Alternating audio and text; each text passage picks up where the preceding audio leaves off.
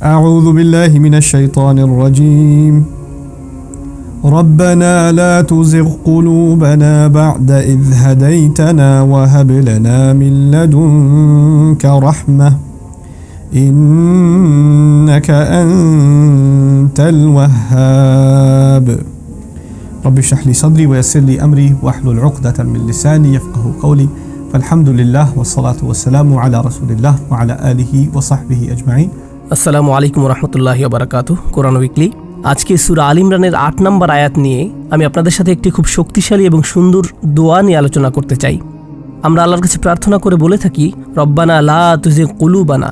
আমি এই দোয়াটি সূরা আল ইমরানের সকল আয়াত থেকে বিশেষ করে বেছে নিয়েছি এই চিন্তা করে যে কোন আয়াত দিয়ে এই ভিডিও সিরিজটি শুরু করা যায়। আমি এই আয়াতটি বেছে নিয়েছি কারণ রমজান মাস বিশেষ করে এই দোয়া করার জন্য ভালো সময় যে আল্লাহ আমাদের হৃদয়কে পথভ্রষ্ট হতে দিও না। লা তুজিগ কুলুবানা, জাগা আরবি শব্দটির অর্থ হলো যখন কোনো কিছু হালকা বেঁকে যায় কিন্তু তা আমরা অনুধাবন করতে পারি না। যেমন তারা এই শব্দটি ব্যবহার করত কবর খননের সময়, যখন কবর খননের কথা থাকে আয়তক্ষেত্রের মতো কিন্তু অনেকক্ষণ ধরে কবর একাধারে খনন করার কারণে এর চারদিকে আর সরল রেখার মতো থাকে না। যখন খনন শেষ হয় তখন দেখা যায় চারদিকে একটু বাঁকা।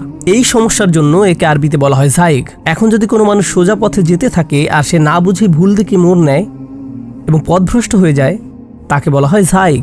সুতরাং দোয়াটি হলো রব্বানা লা তুজিগ কুলুবানা, আমাদের হৃদয়কে পথভ্রষ্ট হতে দিও না। পথভ্রষ্ট হওয়া মানে এই নয় যে আমরা একেবারে 90 ডিগ্রি বেঁকে যাব, যে আমরা এই দিকে যাওয়ার কথা কিন্তু ওই দিকে চলে গেলাম আর পথ ভুলে গেলাম।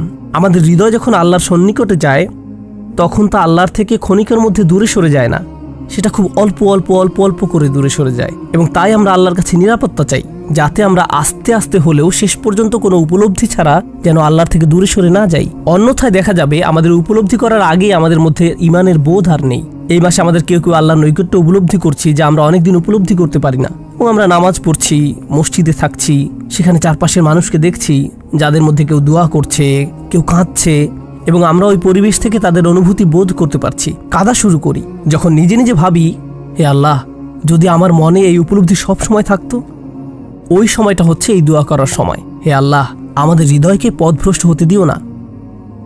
বাদা ইয হাদাইতানা, আমাদেরকে পথ দেখানোর পর। এটি চমৎকার যে আল্লাহ বলেননি তাকে পথ দেখানোর পর, বাদা ইয হাদাইতাহা, হৃদয়কে পথ দেখানোর পর।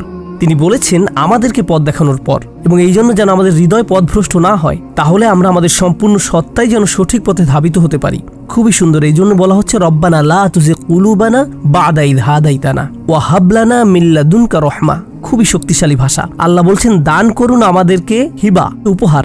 ওয়াহাব মানে হচ্ছে বড় উপহার দেয়া, অনেক বড় উপহার। হে আল্লাহ, আমাদেরকে এই মহান উপহারটি দান করুন, উদারতার উপহার, সেই উপহার যেটা আপনার গোপন সংরক্ষিত জায়গা থেকে আসে। এখানে আমি এই ভাষাটি সতর্কতার সাথে ব্যবহার করছি কারণ এই শব্দ লাদুন এর মানে আরবিতে শুধু এই নয় যে তোমার কাছে থাকা কোনো বস্তু, এর মানে হচ্ছে তোমার কাছে গোপনে থাকা কোনো বস্তু। আর যখন সেখান থেকে বের করে কাউকে কিছু দেওয়া হয় এটা হলো হাদা মিন লাদুন্নি।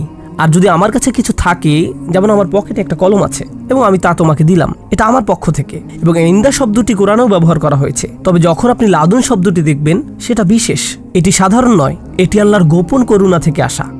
অন্যভাবে বললে, যেমন আপনি বলছেন, একটু মনোযোগ দিয়ে শুনুন, যেমন আপনি বলছেন হে আল্লাহ, আমি তোমার থেকে আগেও মুখ ফিরিয়ে নিয়েছি অনেকবার, আমি আবার তোমার কাছে এসেছি এবং তারপর দূরে সরে গিয়েছি, আমি এই অবস্থা আগেই পার করে এসেছি। এটা আমার জন্য একটা চক্র। এবং যখন আপনি কোনো চক্রে পড়ে যান আপনি চিন্তা করতে থাকেন এটি আবার হবে, এটাই স্বাভাবিক এবং সেটাই হচ্ছে আল্লাহর কাছে যাওয়ার সময়। ওয়াহাবলানা মিন লাদুনকা রাহমা, হে আল্লাহ, তোমার ভান্ডারে নিশ্চয়ই গোপন ক্ষমা আছে যা তুমি আমাকে দেবে এই চক্র থেকে বের হয়ে আসার জন্য। আর তখনই আমি তোমার দিকে ধাবিত হতে পারবো, আমার হৃদয় আর পথভ্রষ্ট হবে না। এটি হচ্ছে আশার আয়াত, যেন আমরা আমাদের পূর্বের কৃতকর্মের দিকে তাকিয়ে না বলি যে আমার কোনো আশা নেই। ওয়াহাবলানা মিন লাদুনকা রাহমা ইন্নাকা আনতাল ওয়াহাব। শুধু আল ওয়াহিব নয়, আপনি নিঃসন্দেহে উপহার দেওয়ার মালিক, যে অঢেল উপহার দেন এবং বারবার বারবার বারবার দেন।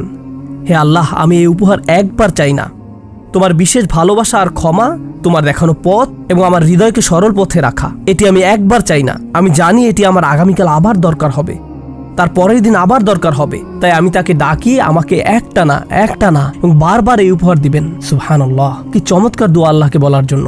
আমরা বলে থাকি যে রমজানের এই আগ্রহ কমে যেতে থাকে রমজান মাসের পর, কিন্তু এটি হচ্ছে এমন একটি দোয়া যা এই উদ্যমকে কমতে দিবে না।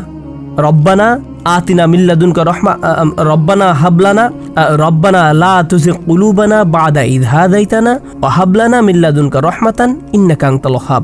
আল্লাহ আমাদের সবাইকে তার সুন্দর উপহার আর তার ভালোবাসার ক্ষমা দান করুন। বারাকাল্লাহু লি ওয়া লাকুম। ওয়াসসালামু আলাইকুম ওয়া রাহমাতুল্লাহি ওয়া বারাকাতুহু।